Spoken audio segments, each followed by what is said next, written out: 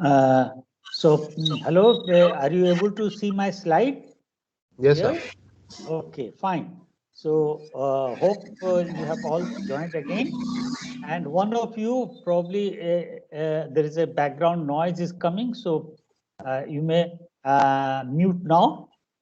Okay, please mute. A lot of noise of traffic is coming. Okay, thank you.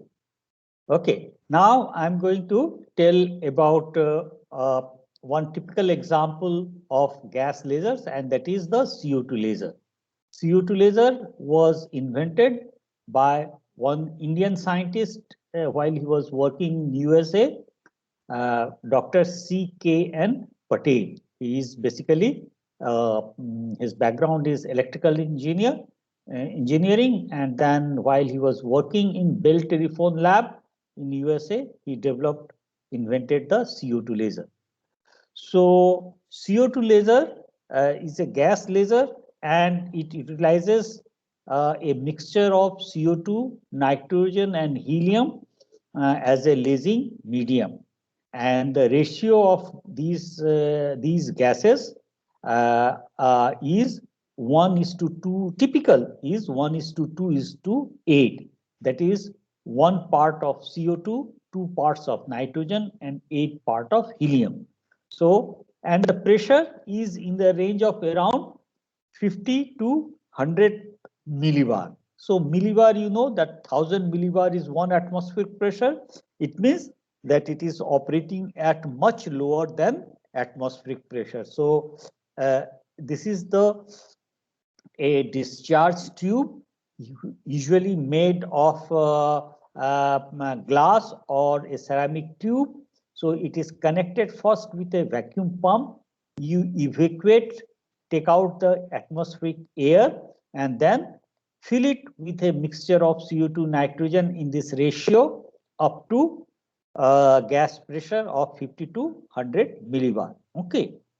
Then you have got a water jacket around this discharge tube through which you pass cool water, and that is going to remove the hot heat from this electrical discharge wall of this electrical discharge tube, and then the hot water will come out from this end. You can pass it through heat exchanger, again recirculate the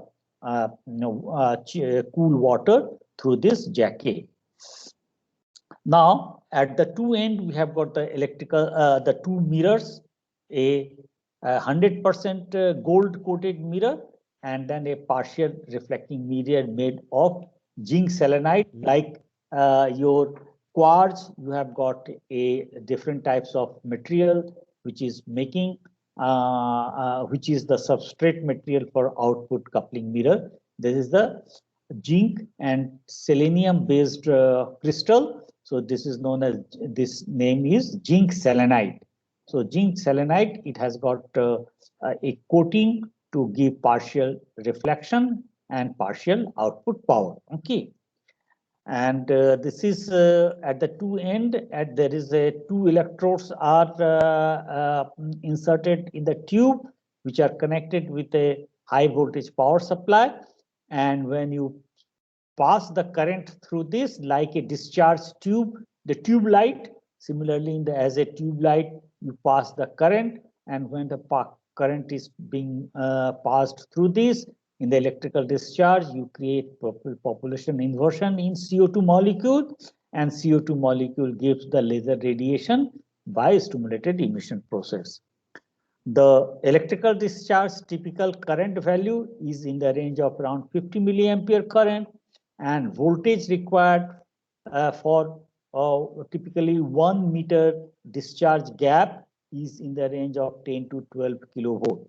So these are the typical operating parameter of a conventional diffusion cooled CO2 laser. Why we call it diffusion cooling? The heat from the core of the, or from the central zone of this discharge tube, they they radiate and they come onto the wall, and the hot the heat from the wall is removed by this water jacket. So from the center of the discharge tube, the propagation of heat is because of the diffusion of helium gas. So the helium being light among this, because it is atom and they are very light, so they diffuse to the wall very quickly, the helium atoms, and when they are colliding on the wall, they give their energy to the wall, and the wall tends to get heated up, and this heat from the wall is removed by water jacket. So here, cooling effect compared to Nd:YAG laser, here the cooling requirement is very, very stringent. Okay. So because of that, we are emphasizing that the mode or the way how the heat is removed. So here the heat in this case is removed by the diffusion cooling. Now, diffusion process being a natural process, the cooling effect is also limited, and because of that, the laser output power from this type of CO2 laser is limited to around 50 watt per meter of discharge length. Okay, so the maximum power which we can get from such diffusion cooled CO2 laser is around 50 watt per meter. Okay, and the optimum gas temperature in electrical discharge should be not more than 250 degrees centigrade. Okay, so if you are passing the electrical current in order to create excitation, obviously certain amount is going to get dissipated as a heat, and that heat is going to cause heating of the gas, and this temperature rise is going to be proportional to what is the input power. Of course, in order to get more and more power, you like to put more and more input power. So proportionately, your gas temperature is going to rise, but then you have to limit the temperature within 250 degrees centigrade.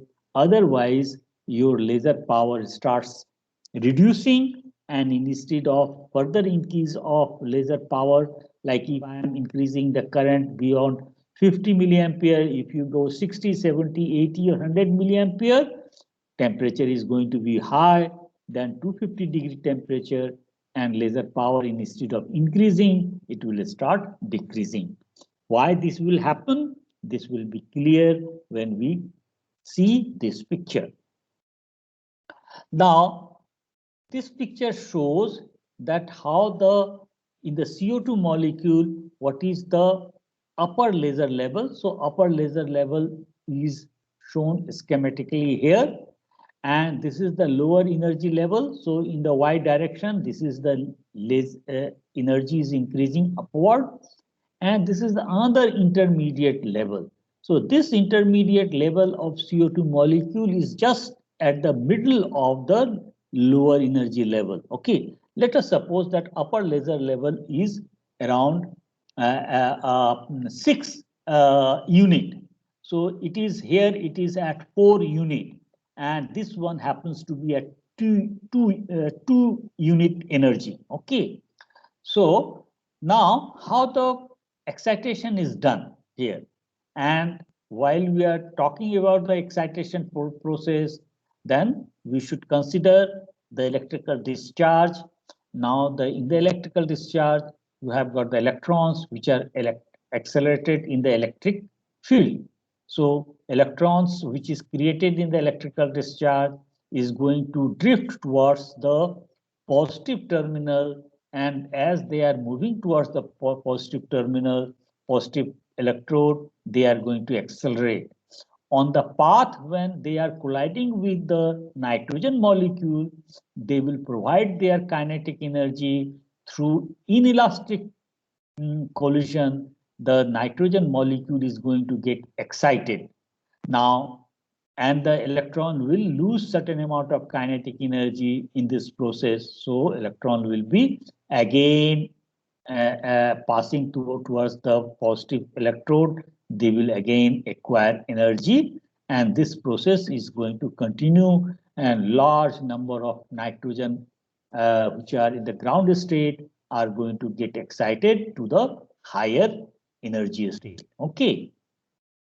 Now, the nitrogen excited state, it so happens that it has got very, very long life. So it is known as that it has got a metastable state. It doesn't decay down of its own by spontaneous emission process so easily, quickly.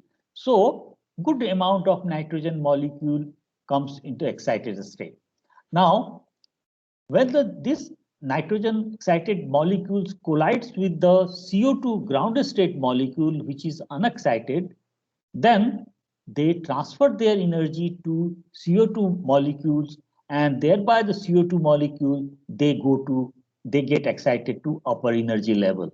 So when the excited nitrogen molecule is colliding with the CO2 molecule, they transfer the nitrogen molecule, transfer their energy. So the nitrogen comes down to ground state again, and CO2 molecule is excited to upper laser level. Now, this laser level gets preferentially excited via this channel, and thereby the population inversion is established between the upper laser level and lower laser level, and initiated by spontaneous emission, laser action starts, and you get the laser action and laser beam comes out. Now, in order to maintain the population inversion, it is important that lower laser level population, which is getting accumulated because of the laser action, this population should be also brought down. This level should be depopulated. The energy level, lower laser level should be depopulated or de-excited very quickly as the laser action is taking place.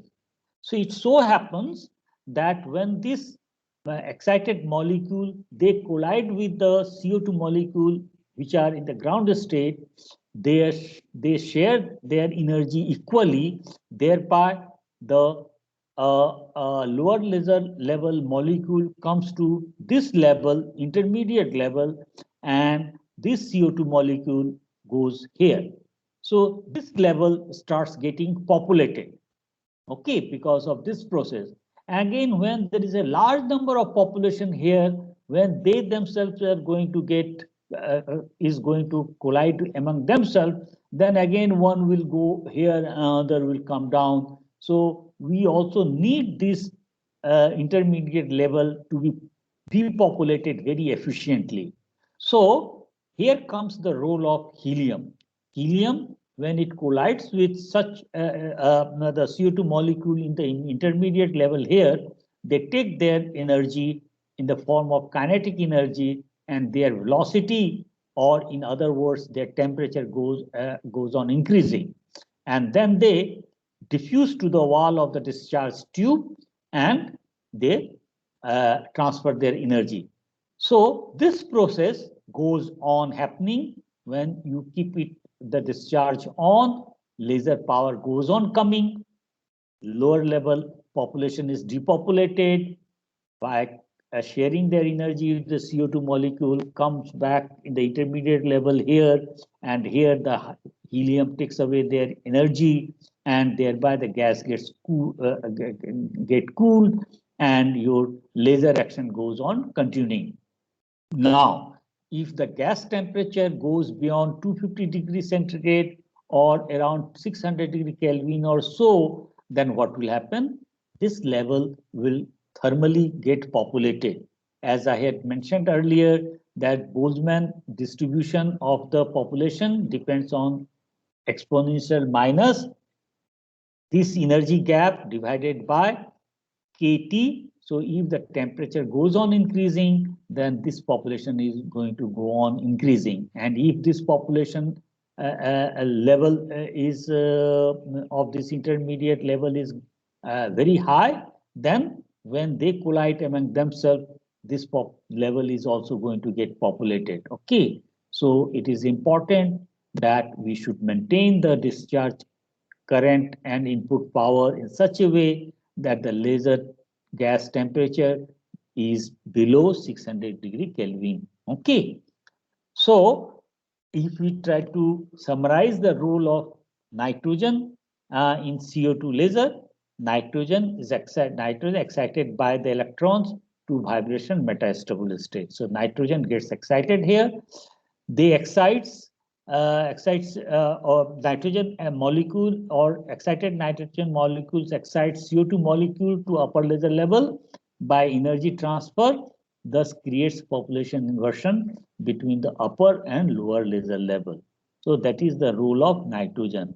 And role of helium in CO2 laser is it maintains uniform and stable electrical discharge. So in order to get good quality of discharge, helium plays an important role, and it depopulates the lower laser level population, thus maintains population inversion. Okay, so it is important that these population of the lower level is brought down and conducts out heat from the discharge zone to the discharge tube wall. So these are the three important role of helium. Okay. And in the optimum conditions, when the laser power is maximum, your ratio of gas mixture is typically in the range of 1:2:8. Okay. Now, more recently, in order to get a very high power from CO2 laser, which is required for industrial application, there is a method to cool the gas, and this is known as a fast convective cool and fast axial flow laser. FAF stands for fast axial flow CO2 laser. So as in diffusion cooled laser, the input electrical power was limited because of the heating effect of the gas. So we could not increase the laser power in diffusion cooled laser in a 1 meter in a given discharge length.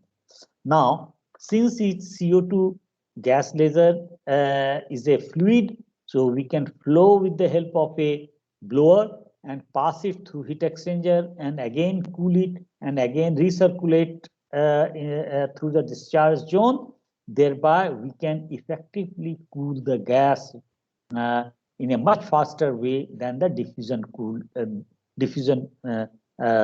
process. So here the laser gas mixture flow along the optic axis and through the heat exchanger. So with the help of a blower, it is done. So you have got a gas blower. This is going to flow the gas from right towards the left, and then the gas is going to pass through the heat exchanger.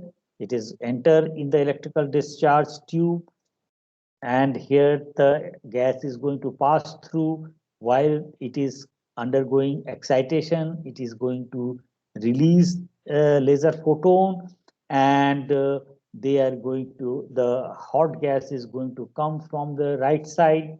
It is going to pass through the heat exchanger. Heat exchanger is going to cool the gas. It is going to sucked in by the blower. It is again passed through the heat exchanger. Again, the gas is going to cool. So like that, the gas is going to get recirculated.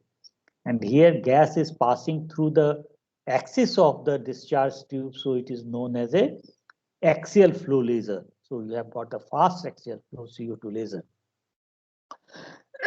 So heat removal is taking place by passing hot gas through heat exchanger. The flow velocity through the discharge tube is in the range of around 100 to 300 meter per second. So with this velocity, the gas is flowing. Higher the velocity, more is the capability to cool and give laser power. So in this type of laser, you can get laser power in the range of 1 kilowatt per meter of discharge length. So you can see that compared to conventional laser, where we could get only around 50 watt per meter of discharge length, here you can get around 1 kilowatt per meter of discharge length. So if you want to get 2 kilowatt or 10 kilowatt, you can have this discharge length increased, or you can also increase by increasing the flow velocity and correspondingly increasing the input power. Okay. It is excited by electrical discharge, which could be direct current or it could be radio frequency, high frequency, that is in the range of megahertz frequency. You can have the discharge. Okay.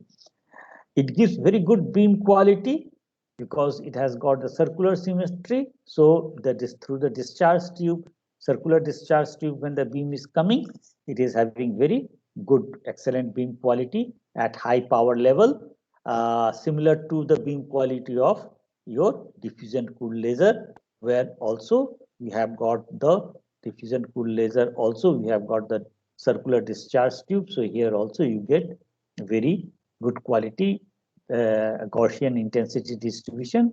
M square value could be of the order of 1. Similarly, in this case also you can get beam quality M square value in the range of 1.5 or so.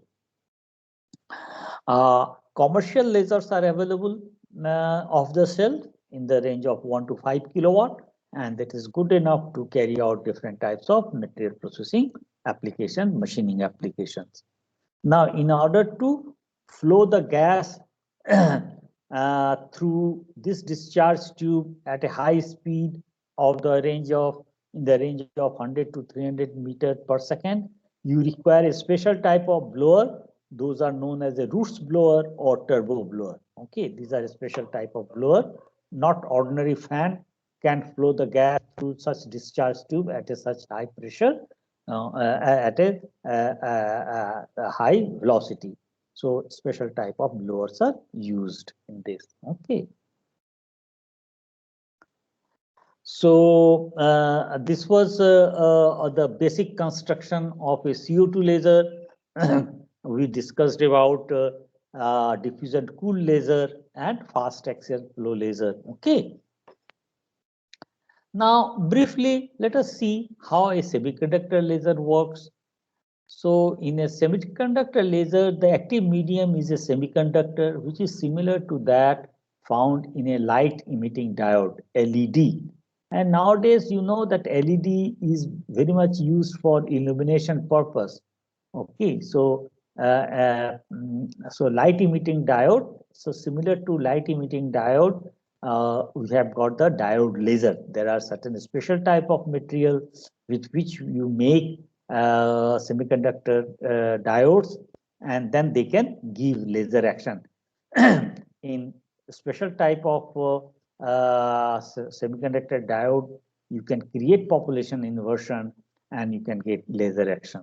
So these the most common and practical type of laser diode is formed from a PN junction and is powered by injected electrical current. Okay. So when forward biased by applying positive voltage to P-type, holes and electrons combine at the PN interface, that is the PN junction, which is also known as a depletion region, and they emit light when the hole and electrons they combine. Now this is called spontaneous emission, like in LED. Under certain condition, population inversion is achieved and spontaneous emission leads to light, laser light by stimulated process. So you have, we are showing here schematically a PN junction. So this is the P type where holes are dominating, and you have got the N type where the electrons are there. Now, this is the junction. Now, when you connect P-type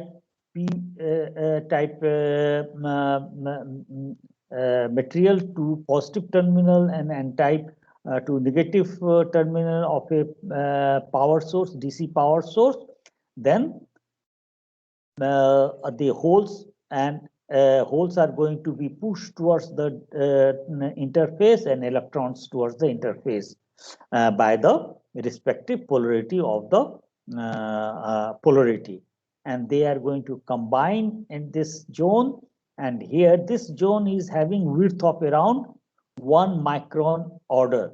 So within this zone, they are going to emit the they are going to combine, and they are going to release the photon. Okay, and in certain material we create population inversion, so you will start getting laser action through stimulated process.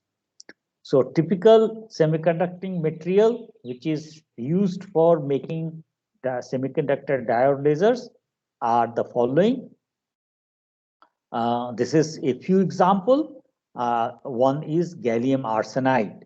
So this is the gallium and arsenide material. This is what is called 3 and 5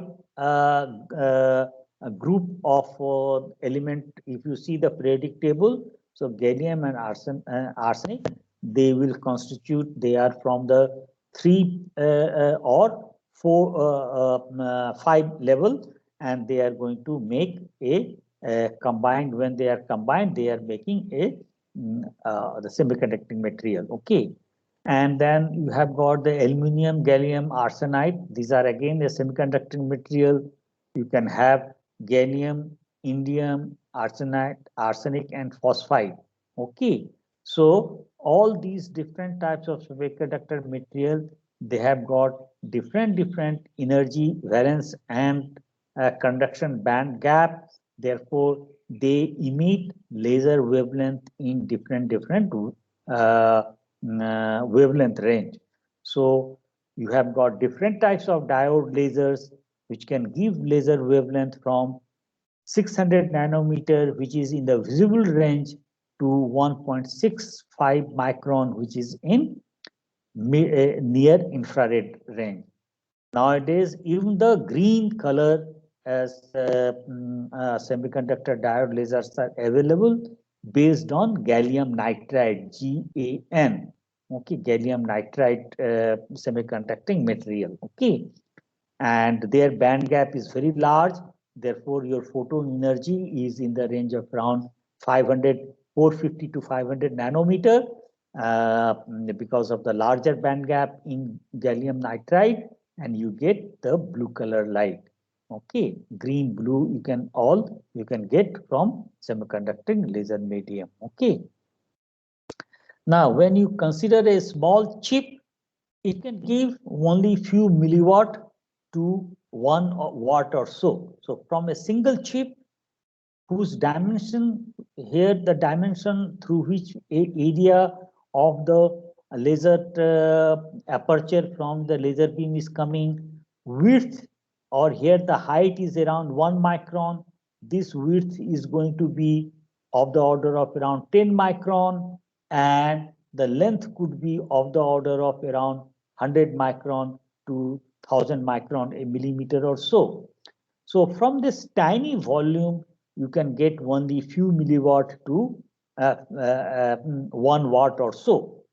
So in order to get high power lasers for industrial application or for pumping Nd:YAG laser, what you need to put such lasers in either 1D, this 1D, like large number of them you can put in 1D, or 2-dimension arrays. Okay, so you can put large number of them one after another in one direction, so that is known as a 1D array, and you can stack one over the other and have a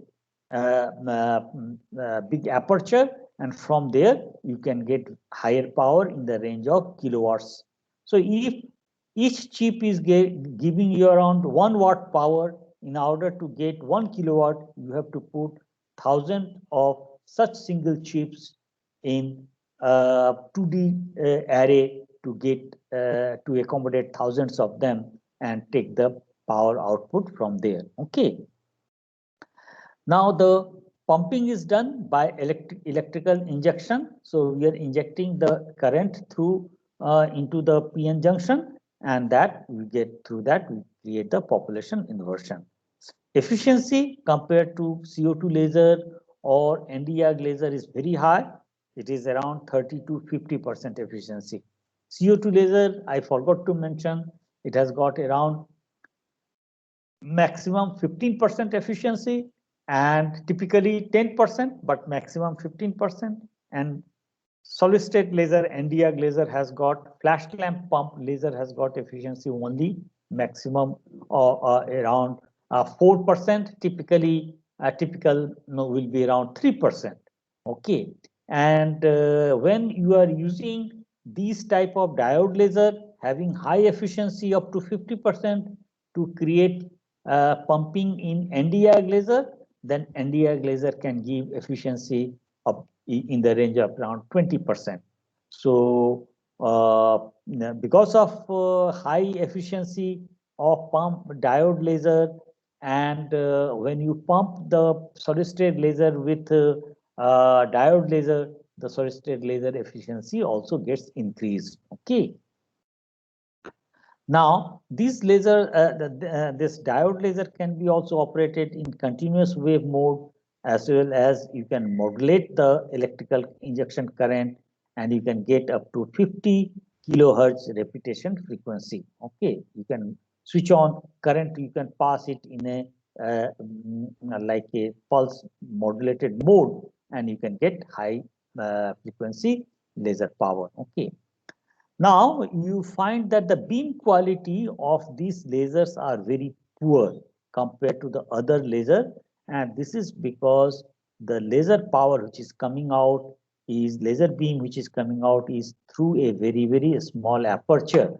So the beam size is in the range of 1 micron in this height, and 3 to 10 micron in the width direction, and the beam divergence of the beam is inversely proportional to 1 by d.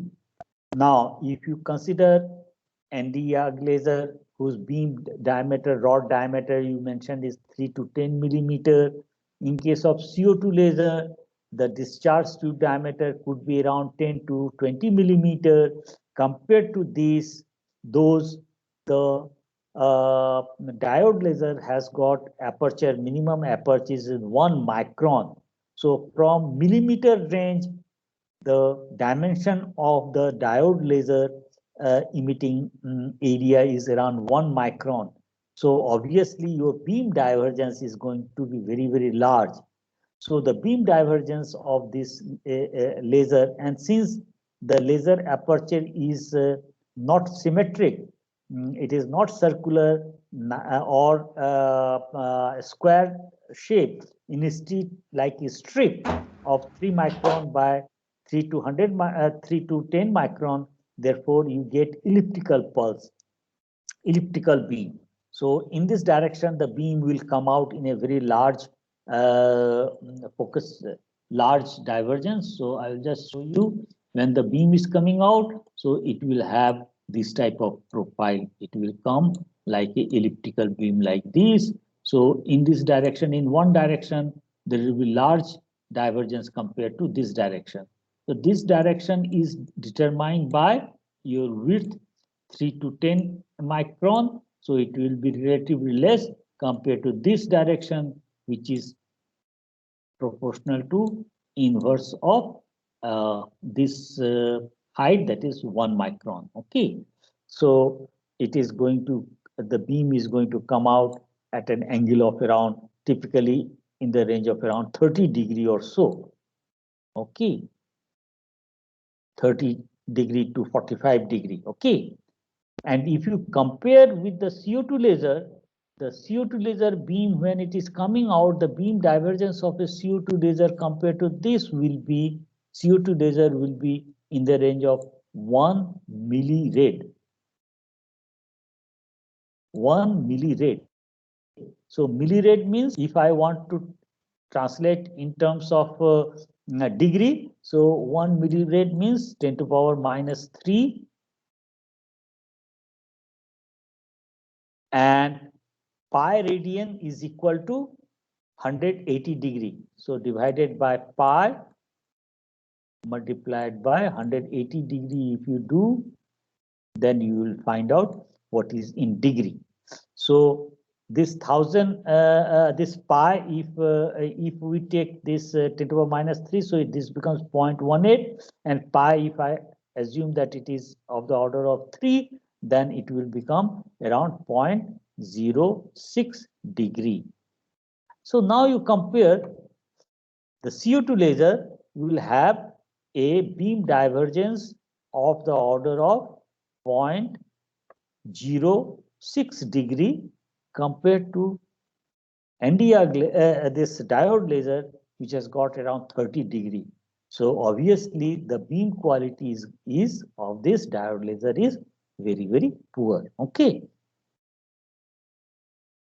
So if you want to make this laser parallel, so what you do, that you put a cylindrical lens, try to make it first having the equal divergence in all the direction, and then again you try to make it parallel with the help of a other combination of spherical lenses. Okay, so in front of the diode chip, there are lenses are mounted in order to make the laser beam parallel. So if you see your diode laser pointed whenever you are delivering lectures through PPT on a whiteboard, you use a diode laser. So there you have got a diode laser, you have got a battery of around 5-volt battery. So that causes the excitation in the diode laser, and then you get a parallel beam. But this parallel beam is produced with the help of a combination of the lenses kept in front of the semiconductor chip. Okay, so this is about the basic operation principle of a diode laser. Now we discuss about the fiber laser, which has become very, very popular in manufacturing industry. So why there has been so much of interest in the fiber laser, and why it is so important in industry will become very clear from the basic characteristics of the fiber laser. Okay, in fiber laser we have got a core whose diameter is only 10 micron.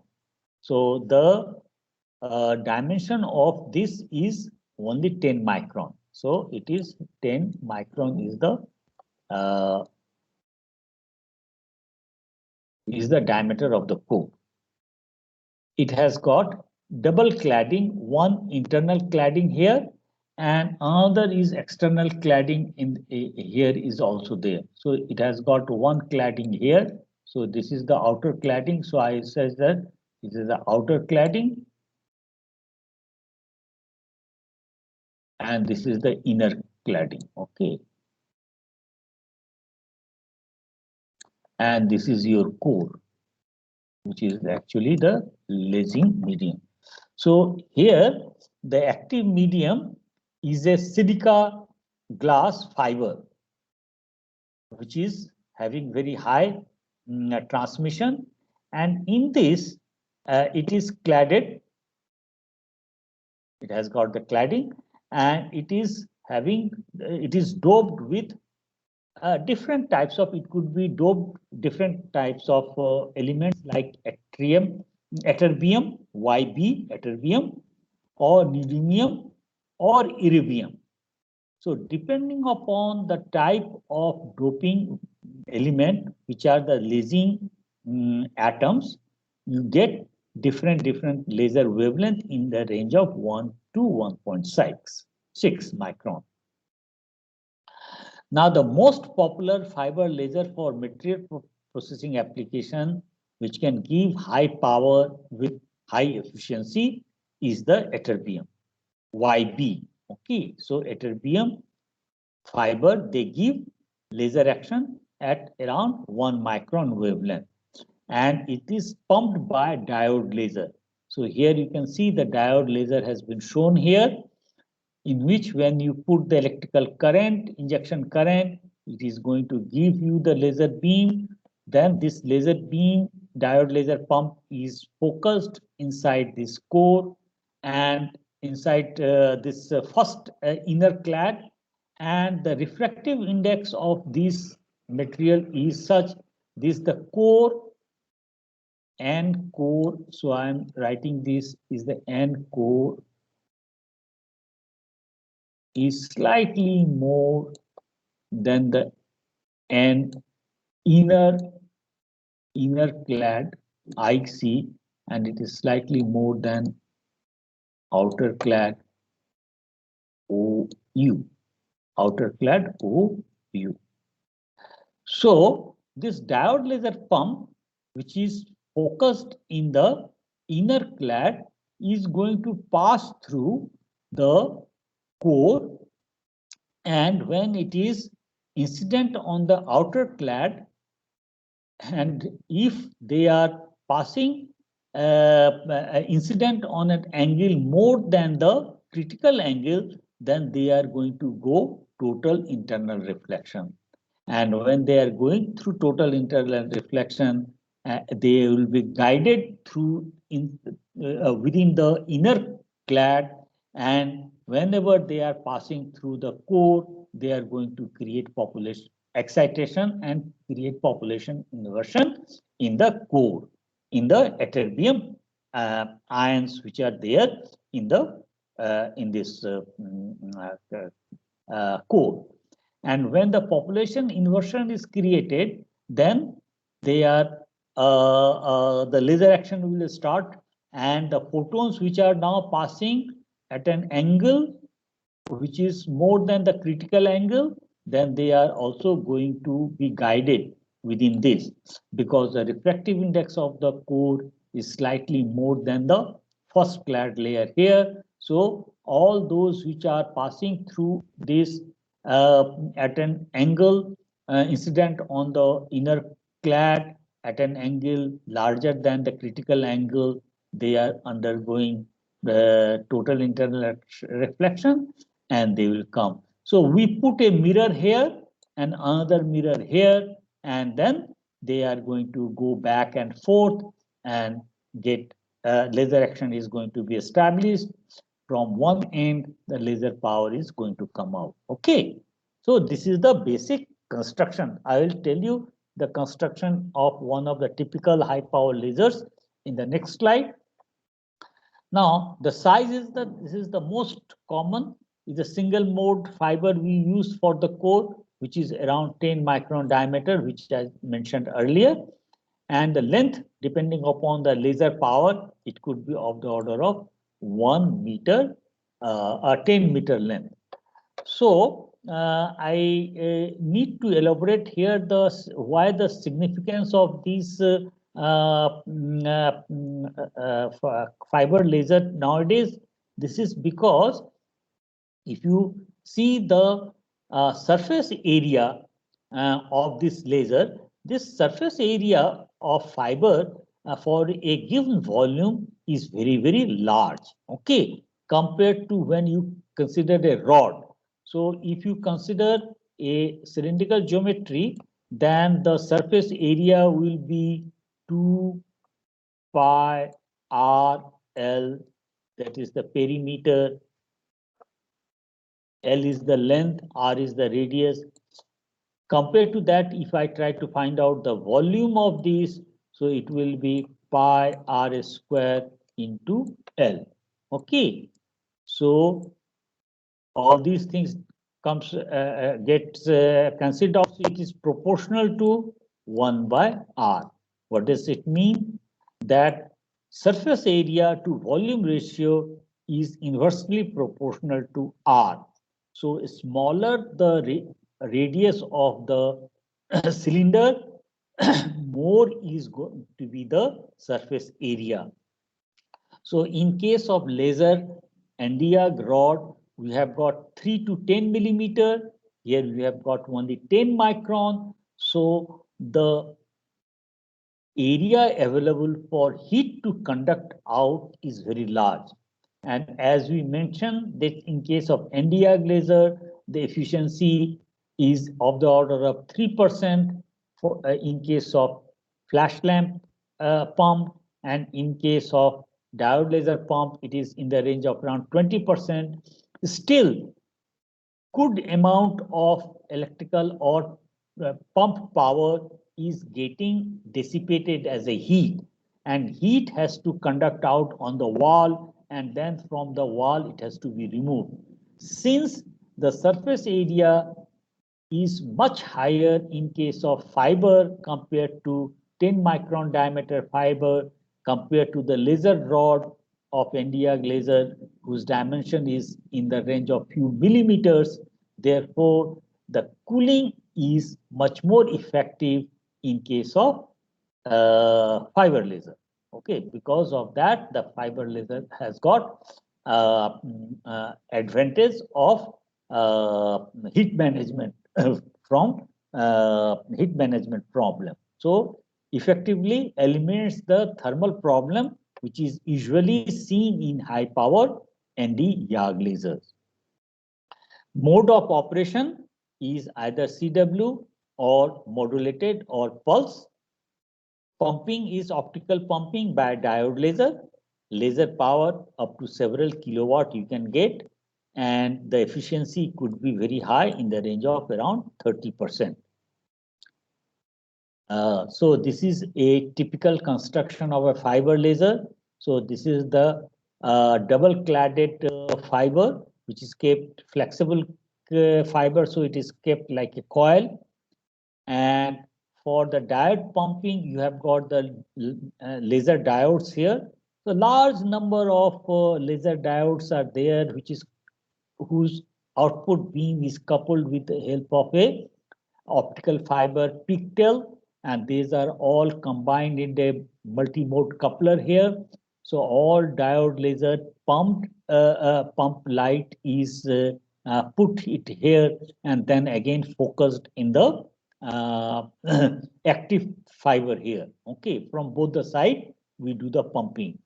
Thereby it creates population inversion here, and the Bragg reflectors, Bragg grating, these works as a reflector for the laser light which is developing inside the core.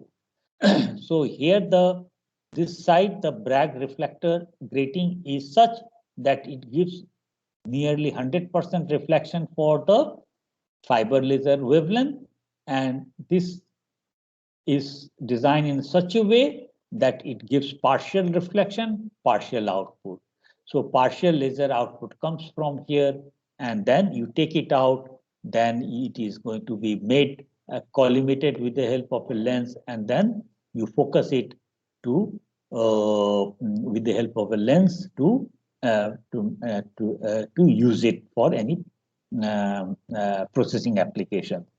So here the active medium is double cladded ytterbium doped optical fiber. So inner clad and outer clad, excitation by large number of low power diode lasers. Bragg grating works like mirrors of optical resonator to reflect laser beam and also coupled out laser beam from one end. Fiber laser gives excellent beam quality, and it can be used for different type of machining, including micro machining. Okay. So this is the last slide for today. This gives the comparison of different laser. So the laser wavelength of CO2, Nd:YAG laser, diode laser, excimer lasers, and fiber lasers are shown here. So these are, as you can see, CO2 laser gives longer wavelength, 10.6 micron. Nd:YAG, diode laser, and fiber laser, these are in 1 micron range. Excimer laser is the only laser which gives in the ultraviolet range. Okay. Laser power, CO2 laser, in laboratory, you can get even up to 45 kilowatt in some of the research scientific laboratory. Commercial lasers are available up to 5 to 10 kilowatt.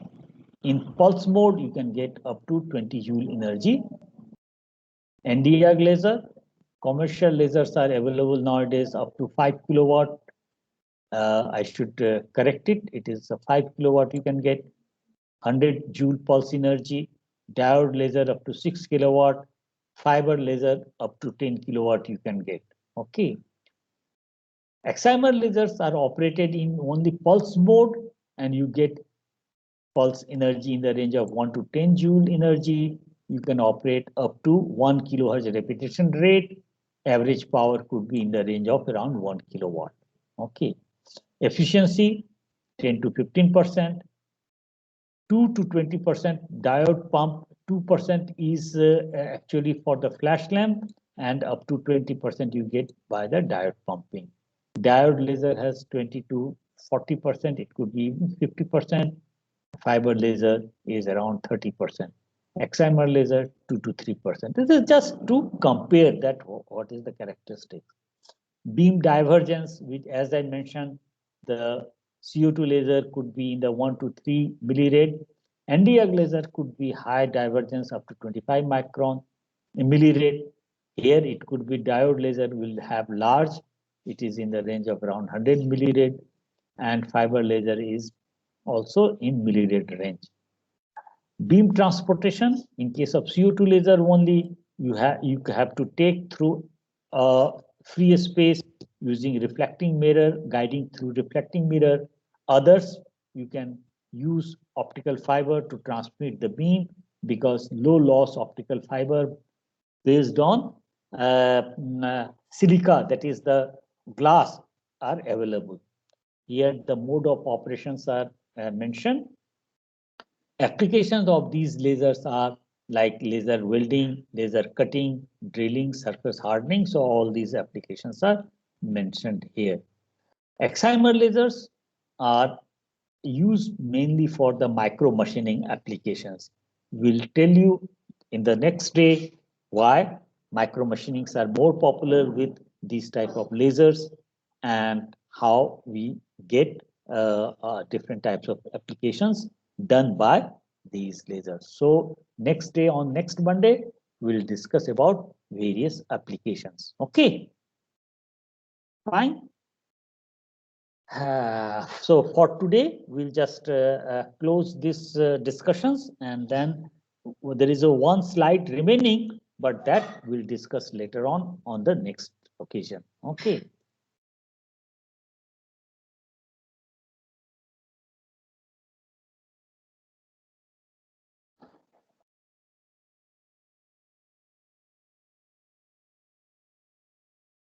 So if you have got, anyone has got any question, you can ask.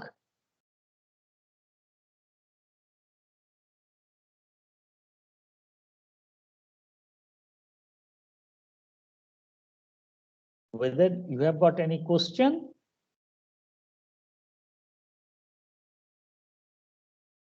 Or no? So if you have got any question, keep it for next day. So next day when we start our discussions, we'll start with your questions, queries, try to clarify, and then we'll continue further.